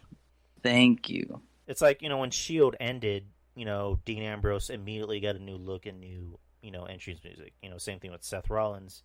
Roman was still coming out, with the armor, with the sheet, with the chest, thingy, and the same music. It's just like, dude, it's like we need new entrance music for you. It's like we need to look for you. It's not even just that, Drew. It's like, where's your own thing? You don't even have your own thing right now. Like, when they put the double R in his chest on the vest, that don't mean shit. He's still rocking the vest. Like, I don't get it. He never broke away from the Shield. He never did. He had the same look. Nothing changed. And then, them promos he was cutting, oh my god. Get the fuck off. Get the fuck off. Just spear him. Just Superman punch. Don't talk. Please don't talk. Yeah, it's like, goodness. It's like I've said it, more than once. They should have pushed him like Wolverine from the X-Men. Mm-hmm. He's not going to talk much. He's just going to go out there and beat the shit out of people. But they tried to make. It's almost like they tried to make Wolverine into Captain America. It didn't work. Yeah. They tried to give him Cena shtick, and it didn't work. They try to give him rock shtick too. Kinda, in a way, to make him be funny, and it's like it just didn't work. Yeah, it's like suffering succotash, or hickory dickory dock. I'm gonna knock you out with my cock. It's like, what? Like, no, Roman, we don't need you telling knock jokes. We need you to go out there and be an ass kicker. Oh my gosh! It's like, but anyways, go ahead. No, I would be perfectly fine with him holding the belt all the way until SummerSlam, like we think is gonna happen. I don't care. Let him hold the belt for the whole year. Fuck it. He's literally carrying. It's so funny how he says it in the promos that he's carrying the company on his back, and it's like, bro, you're not lying. Yeah, I mean, I think that's the plan. I think they're gonna have him hold the title until Mania or next year's Mania. I would love it. I don't give a shit. Yeah, I don't care. People cry. Who's giving you better work than this? Let's be real. Really, no one. No one. And he came back and started doing this. That's crazy. Yeah, like he came back and he was even better. He was even better than before. Right. And he even said in that promo, he was like, I risked my health. And I was like, you know what? I was waiting for him to bring that up. It took him a long time to bring that up. And he did. He was like, I risked my health during the pandemic. And I was like, yeah, talk your shit. Because it was so true. Yeah, and I'm glad he brought that up. And not as like a crutch, more just like, I was sick. I was dealing with an actual sickness, and I had to risk it to fight during this pandemic. Just to put this company on my back, right? Exactly. I'm out here like I don't know if he'll go this dark, but I'm out here technically dying. And I'm carrying this company better than everybody else on this roster. I'm doing technically. I'm doing more than Drew. I'm doing more than Kevin Owens. I'm doing more than Daniel Bryan. I'm carrying this, and they're healthy. I could die at any moment. I'm still more over than anybody. Ooh. Yeah. That's some real shit though. Like, he's not lying. He wouldn't be lying technically. Like, he's immunocompromised. He's technically risking his life every time he goes to the Thunderdome because, like Vince don't give a shit. My man Drew has symptoms, and then look at him. He was back. I mean, it wasn't even 2 weeks. Granted, look at Keith Lee. No one's talking about it. Where's Keith Lee? Good point. He was the last person. He was last person to wrestle Drew. Nothing about him. I tweeted at him today. I was hoping to get a response from him, but I didn't. I'm hoping he's doing okay. Like, I'm not, jumping the gun, but I don't know. That's fishy. They didn't even announce him for the Royal Rumble. So is he sick? Like, good. I don't like that. I don't like that, man. I don't like that they don't allow the wrestlers to disclose information. They should. This is legit. This is something everybody deals with. You know, I never liked that. I never liked that. It was the pandemic. They try to, shy away from, with the WWE Super. I don't know. Like, they started wearing the masks. Vince was like, "Nah, take them off." Like, what? What? And there's a whole thing in NXT where there were wrestlers wearing masks, in behind like the plexiglass, and Kevin Dunn got pissed off about it. It's like, why? But yeah, it's just you bring up a good point. I didn't notice, like, where the hell has Keith Lee been? Mm-hmm. But it just raises some eyebrows, It's just wondering. Because if he was going through something, why hasn't anybody said anything about it? Why hasn't anybody wished him well? You know what I'm saying? It's weird. I mean, he'll more than likely he might come back to the Rumble. I mean, I hope. I hope. Well, I mean, for all we know, Drew tested positive that week. They took a test. Maybe he took a test and tested positive that week, and they told Keith, go home, quarantine, and come back for the Rumble. I mean, maybe they did that. I mean, hopefully, True. they're human beings and they did that. So I don't know. Right. We'll see. But let's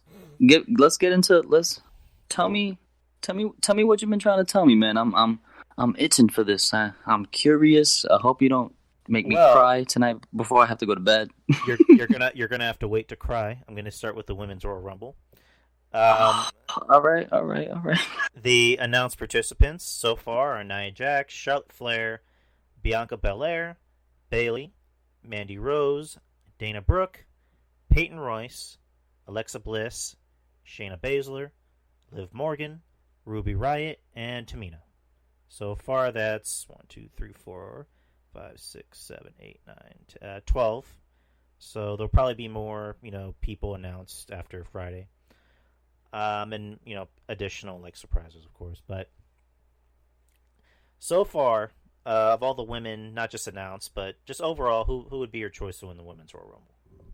Me? So simple. I would go with Bianca Belair, but she's not my number one. But she's an obvious choice for multiple reasons. I don't think she's in it, but if she would be a surprise entrant, I would love to see Sonya Deville win it. Right.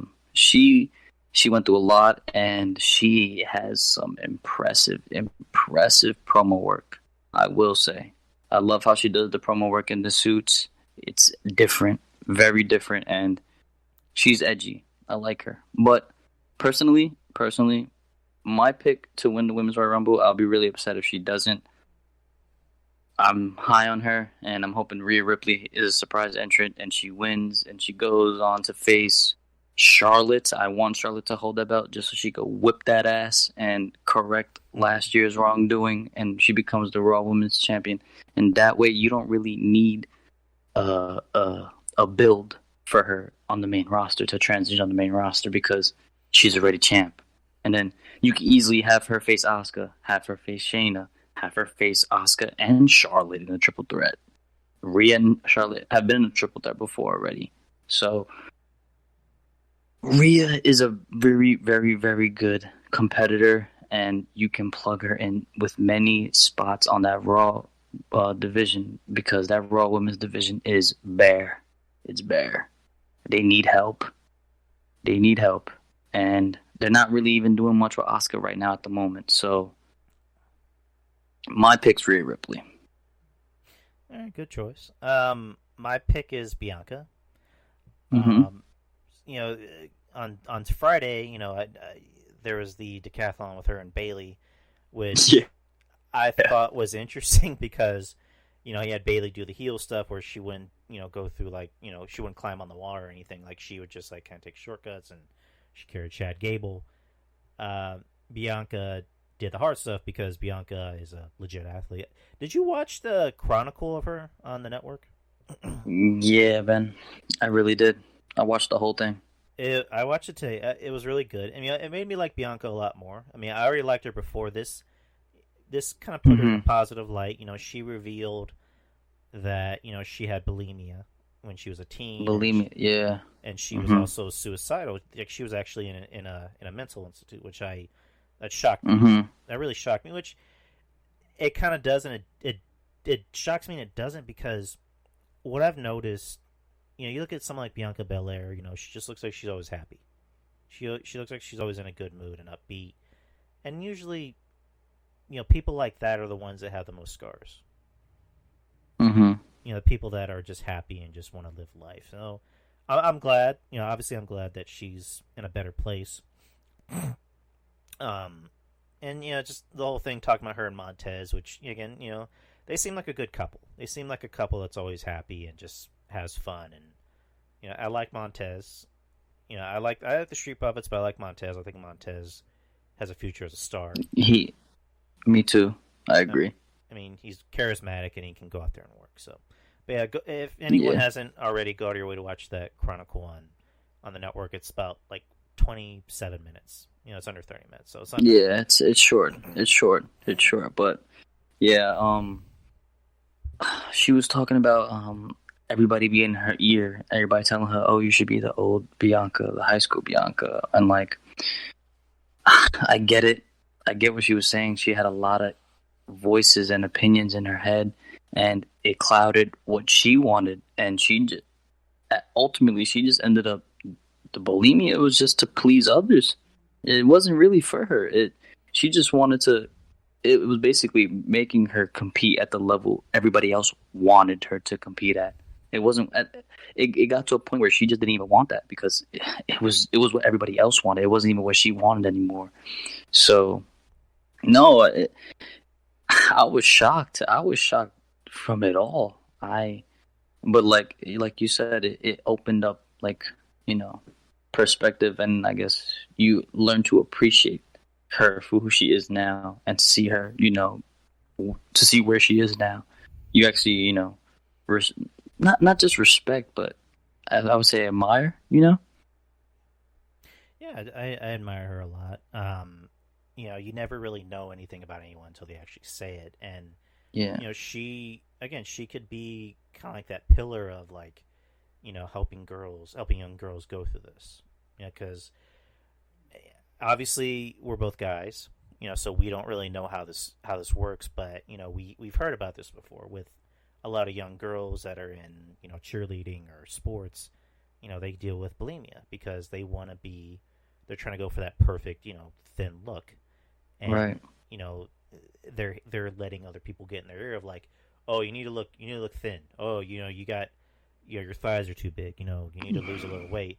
And it's just, to be a girl, to be a girl has to be frightening, because you have to deal with men and also women trying to get in your ear and say, you're not thin enough. Oh, Ashley's nose is cute. Your nose isn't cute enough. It's too big. Or getting dick pics in your DM, or dealing with psychos like Sonya Deville, for example. To be a woman, it has to be the most terrifying experience. Yeah, it's like you're dealing with judgment 24/7, whether if it's good or bad judgment. You're just dealing with judgment all the time. But yeah, it's, again, good documentary. Anyone can check it out. It's a good watch. I'll just put it that way. For sure, I agree. My pick is Bianca. We're going back to or I was talking about SmackDown. I was trying to make a point, but yeah. So when she gets to the point where she has to carry Chad Gable says, "Oh, you're not carrying me. You're carrying Otis." And then Otis pops out of the ring. Oh yeah, I thought that was kind of funny. And then Bianca just carries him like he's just a bag of groceries across that line. And I'm just like, Bianca just lifted Otis, who's like 300 something pounds. Like, right. Like he's nothing. It's like, yeah, you better put her over. Mm-hmm. She better win the Royal Rumble. There's really no ifs, ands, or buts about it. Like, it kind of has to be Bianca at this point. Yeah, I wouldn't mind if she won. I'd be actually really happy. I'm not gonna lie. Yeah, her and Sasha Banks. That'd be a good match. Oof, yeah, that would be dope. Yeah, I mean, that would be dope. I mean, I can't imagine Sasha not wanting to put her over. Yeah, I agree. So yeah. Now we're on to the main event, which Monty's been waiting for. Literally this whole time, my man had me on the edge of my bed. Literally on my bed. So the men's Royal Rumble. So far you have Daniel Bryan, Bobby Lashley, AJ Styles, Otis, The Miz, Jey Uso, Cesaro, Jeff Hardy, Sami Zayn, Dolph Ziggler, Shinsuke Nakamura, Big E, John Morrison, Sheamus, Mustafa Ali, and Edge. So, here's the bit of news that I heard. And I can't really call it news because it's from a Twitter page called Russell Votes. I don't know if you've heard of it. Okay, I actually haven't. So, I don't have the tweet in front of me. I probably should, but they said they heard from an anonymous source that works with the company that they heard an ending that quote-unquote scares them to death. And the company is seriously considering the ending of this Rumble to be that ending.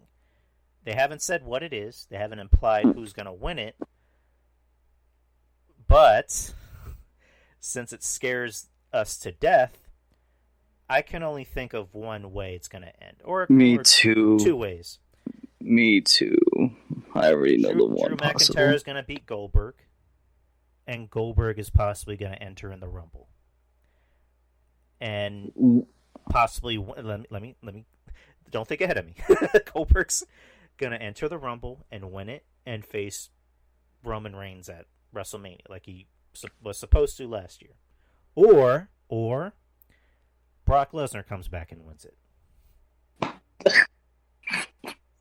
I just broke Monty.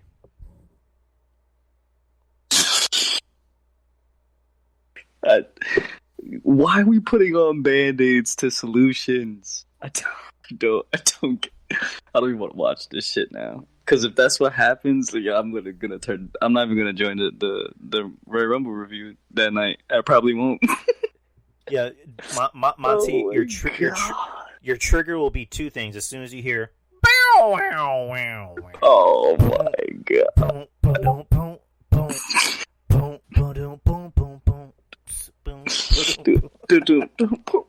Nah, okay. If I had to choose out of the two, I'm taking Brock. I'm gonna take Brock.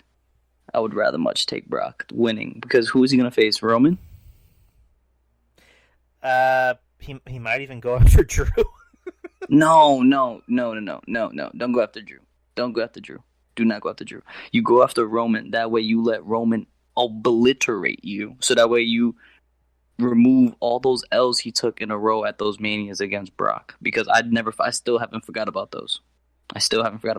They main evented like 4 Manias in a row. He lost every single fucking one. Every single one. Well, here's don't think I forgot Roman.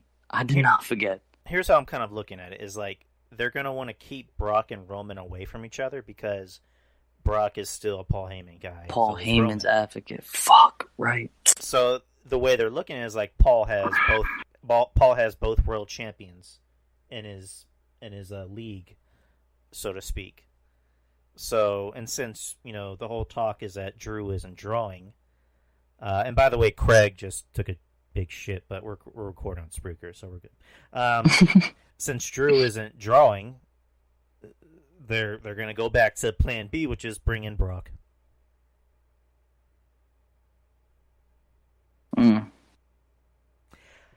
I don't want it to happen, Monty. I'm just saying that probably what will happen. The Brock one. Listen. If Goldberg loses to Drew and then Goldberg enters the Rumble and wins out, I'm going to Stanford personally. I'm knocking on Paul Levesque's door, somebody's door.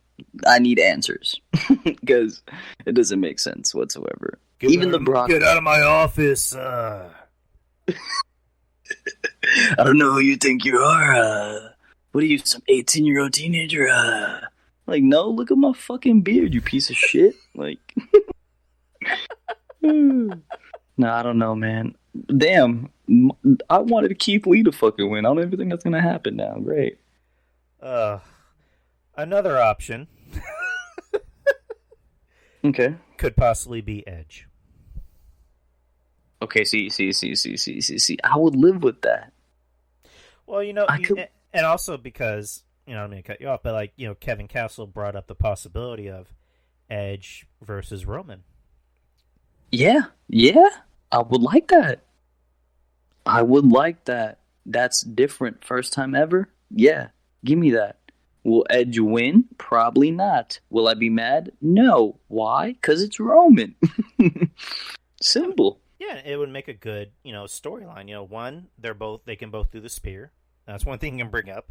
Another thing, you know, Roman can be like, you know, I got sick, but I was able to come back. You know, you broke your little neck with your little, you know, hangnail injury, and you couldn't come back for 8 years. Like he can do that.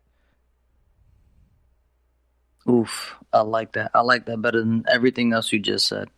See, my mind's at ease. See, I can actually go to sleep with some optimism here. But I mean, I don't know. It's good that we don't know because this is the first time in a Royal Rumble where the winner isn't obvious. Right. That's so true. That's so true. Especially for Roman. We don't know who Roman's going to face. I mean, the idea is Big E, but I have a feeling that they're going to say Big E for Roman at, like, SummerSlam. That's whack. No, that's not whack because if they're planning to move the belt onto Big E, then take as much time as you need because I would like to see Big E with the Universal title run. I will love it. But if they want to, you know, build a long story by having him continue to go on Talking Smack, have the Paul Heyman segments, that's fine. That's totally fine. I agree. I definitely agree with you. But if it's Edge, that's cool. That is, Drew, I am fine with that. People be like, oh, but he's a part-timer. Yeah, but he can still go. He's not giving you no damn 2 fucking minutes like Goldberg. Not even 2 minutes. Goldberg give you like a minute and a half, and he's wheezing. He don't even got asthma, and he wheezing. What's going on here? He's out there sweating after one like spear. One spear. You seen that shit? Or you know what? Even before he gets in the ring, he's already sweating. It's like, you all right, bro? You okay? I just can't picture him trying to cut promos against Roman now. He's out there sweating. He's blinking his eyes for no reason. Roman! Last week! Or last year, it's supposed to be me and you at Mania. And you're next. I can just picture Roman. Dude, why are you sweating? You scared? You scared? You scared? So, no, but I think Drew said it best the other day. I mean, a couple weeks ago. Fighting you would be fighting my dad, mate. It's true. It's true. It's kind of like a rumor, but not really, is that John Cena will appear in the Rumble. Or not. Or no, I don't think he'll win, but he'll appear in the Rumble just to kind of like, you know, bring in more viewers. When they announced, you know, WrestleMania is going to be 2 nights again, he showed up, so he's going to be at Mania. He might be in the Rumble. You just brought a smile to my face. I miss John Cena. I think at this point we kind of all miss John Cena. It's weird because, you know, we all hated John Cena because he was being shoved down our throats. Now that he's gone in Hollywood, it's like, can John Cena come back for a bit? Just for a little bit. Like, don't get me wrong. I love what he's doing in Hollywood. My man's a comedic star. I love it. And he's going to be in Fast 9, got his own Suicide Squad movie and TV show, not to mention. Mm-hmm. My man John Cena is doing his thing, and I am very, very happy for him. No bullshit. I'm really glad that he did it on his own terms, did the transition to Hollywood after the fact. He was like, you know what, I'm done with wrestling. I did everything I could possibly ever dream of. Probably I didn't even expect myself to do this, but I did. Now it's time to venture out in something new. And he's doing well in the Hollywood career. I like Bumblebee. I like Blockers. That movie was fucking funny. He did that movie with the firefighters with Michael Keegan. I forgot his name. Michael Keegan. Keegan Key. Right, and John Leguizamo.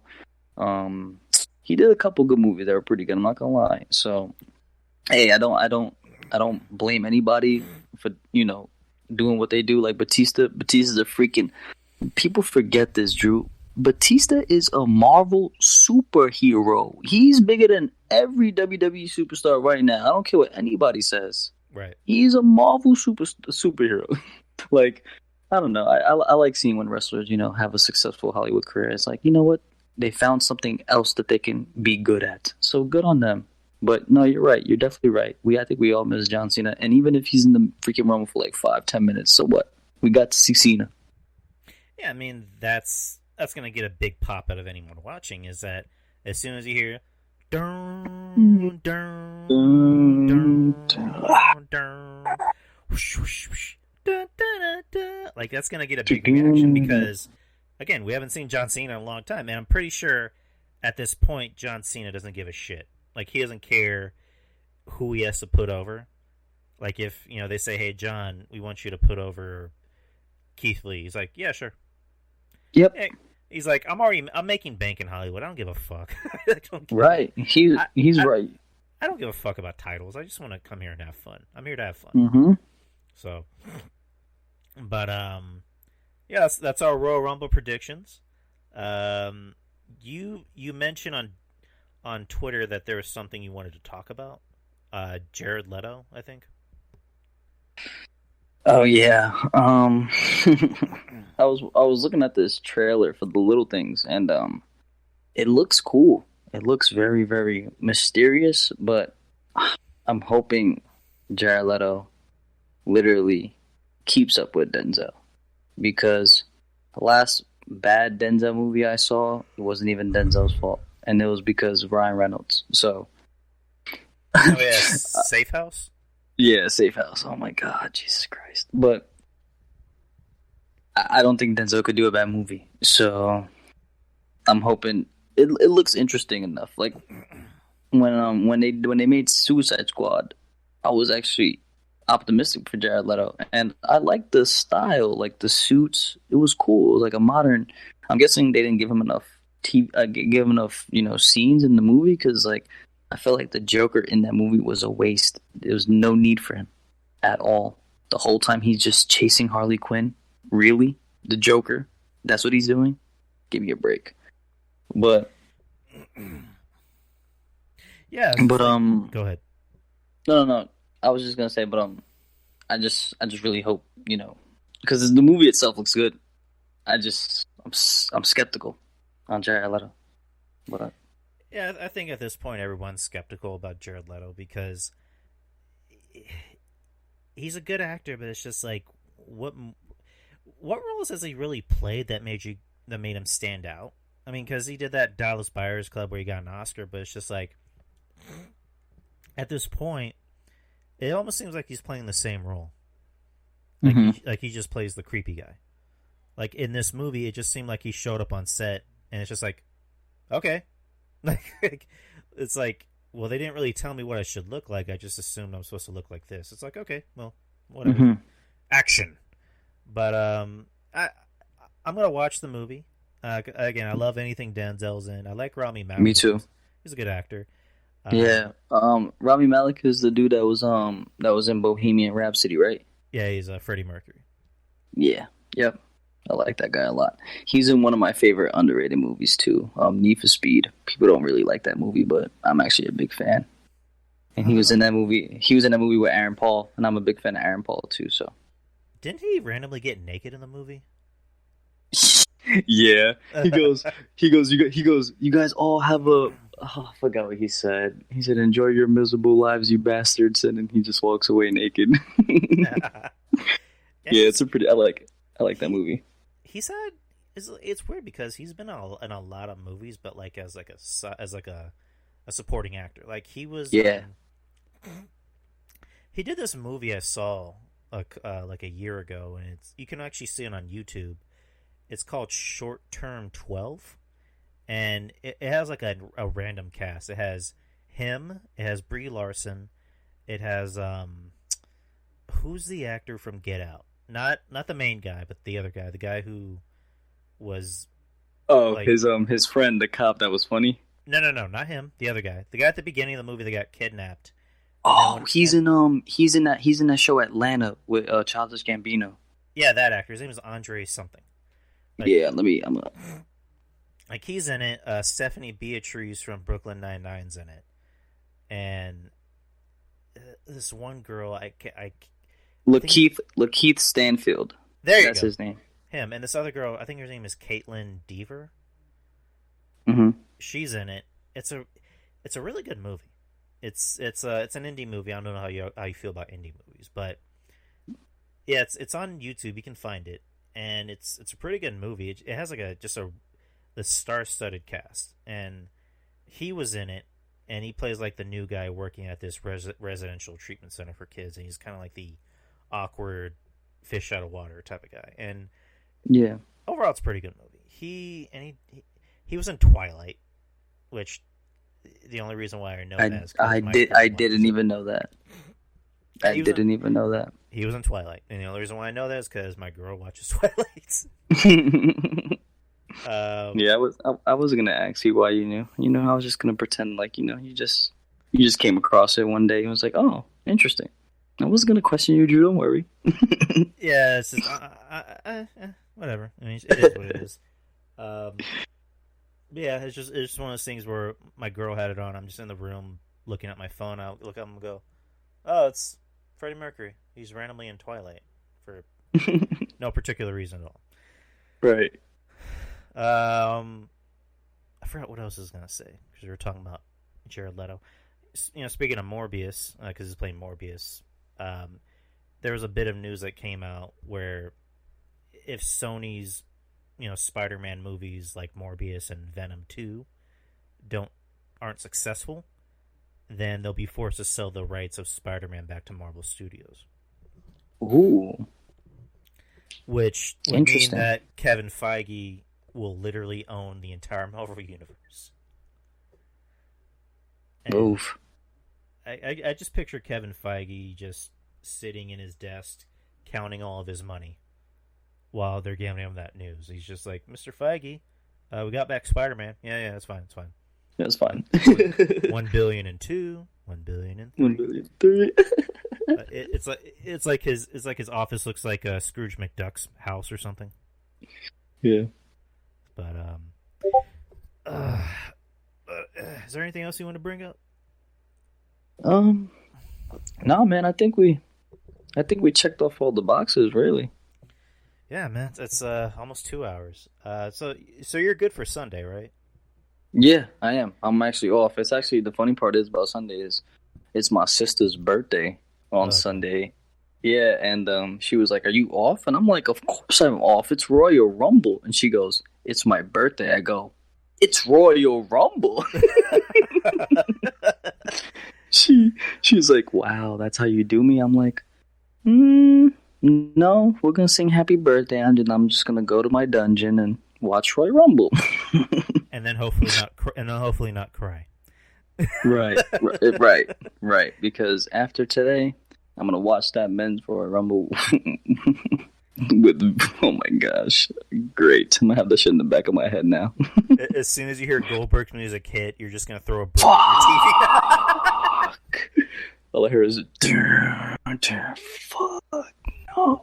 It's like your sister's like, Monty, why do you have a brick? Just being prepared. Just wait. Just wait. If it happens, you'll know. It's Goldberg. Yeah, it's that bad. But yeah, guys, tune in this Sunday. I'm off the whole weekend, by the way. I'm off Saturday, Sunday, Monday, Tuesday, Wednesday. So I have a 5-day vacation. Nice. But yeah, guys, this Sunday, tune in. It'll be myself, Monty, and RJ doing a Royal Rumble post show. So tune in for that. We'll be on pretty much, I would say, I guess like 30 minutes after the show ends, whenever it ends. Yeah. But yeah, Monty, appreciate you for being on, man. Yeah, of course. I appreciate you having me, man. It was fun. Always a pleasure. But go ahead and plug your stuff. Everybody, ladies and gents, I don't know if there's boys and girls, but if so, follow me on Twitter at Brotha Monty, and you can go ahead find my podcast at Brotha Monty Podcast, where me and RJ do kind of a bit the same thing, and we also have this show called Brose Talk, where we bring up various topics where we have a feeling like we can just dive in and really talk in detail about. Yeah, that's basically it. I really appreciate Drew for having me on the show again. I love doing these, like doing them with RJ is fun, but doing them with other people I'm not usually doing them with, they're really cool. Getting to hear somebody else's opinion and insights on it, really opens up, my perspective on things too, and maybe helps me see things I didn't see. So yeah, man, I appreciate you having me. Yeah, I appreciate you for coming on, and again, you're welcome. You're welcome on the show at literally any time. Thanks, man. I appreciate you. All right, take care, brother. See you this Sunday. Thanks, man. You too. All right, take care, boo. All right, guys. Like I mentioned, let me just do the plugs real quick. Shout outs: Wrestling Soup, Kevin Castle, Trez, RJ, Monty, of course, Texas Podcast Massacre. Let's see. I'm forgetting their name. Devin from the Central Street Pod. I hope I'm saying the right. Let me just look up so I'm not saying it wrong. Devin, you know who you are, Devin.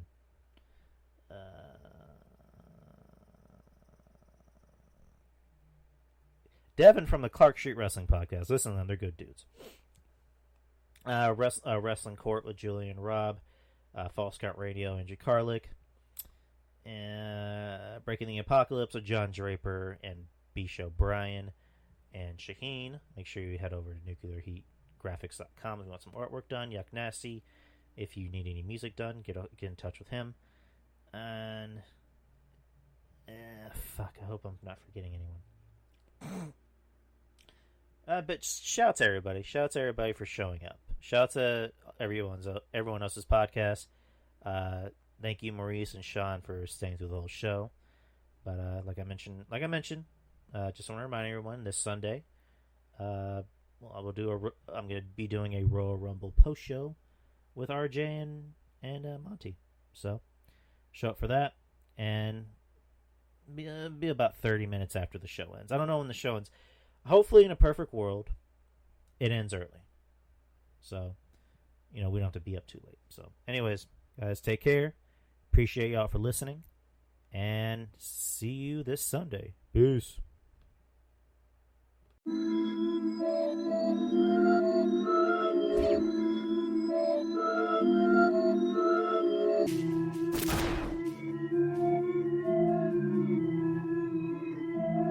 The Drew Yari Show. It's Drew Yari. It's Drew Yari. The Drew Yari Show. It's Drew Yari. It's Drew Yari. The Drew Yari Show. It's Drew Yari. The Drew Yari Show.